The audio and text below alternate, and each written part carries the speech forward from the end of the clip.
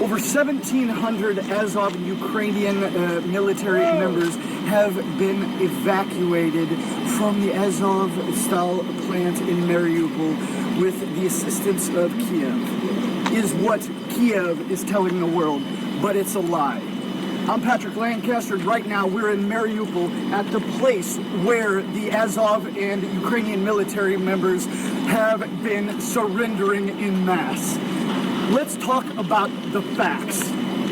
3 days ago, there was well over 2,000 Azov and Ukrainian soldiers in the last position of the Ukrainian military in Mariupol, the Azovstal plant, which is right behind me. 3 days ago, there was a temporary ceasefire called to allow the Azov Ukrainian military to surrender. Let's talk about what the word is, surrender. To stop resisting an enemy and submit to their authority. And that is what, at this point, over 1,700 Azov battalion members and Ukrainian military members have done. They have walked out of this plant and surrendered. Submitted to the authority of the Donetsk People's Republic and Russian forces. Yes, there was a small amount that were injured, and one could say, can a person that is totally incapacitated surrender? Or maybe those handfuls of injured Azov Battalion Ukrainian military that were totally incapacitated, injured, one could say they might have been evacuated by the Donetsk People's Republic and Russian forces, but certainly not the Kiev or Ukrainian authorities. There's none of those here, and they haven't been here in a long time. So the fact that Kiev keeps trying to push the fact that they've done all this to help the Azov and Ukrainian military evacuate the Azovstal plant here in Mariupol is a total lie and misinformation created to just mislead the world. Now, this plant behind us has been a stronghold for the Azov battalion here in Mariupol for quite a long time.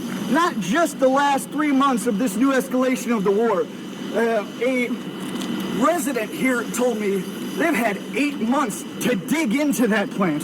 Yes, the plant was functioning and was operating, but there were sections of the plant that the Azov Battalion and Ukrainian forces have been preparing and digging in. This is what the locals here have told me. They've been in the plant for quite a long time. No one can say exactly how long, but years. The residents say up to 8 years they've been preparing that as a base. And that was the last stronghold of the Azov Battalion in Mariupol.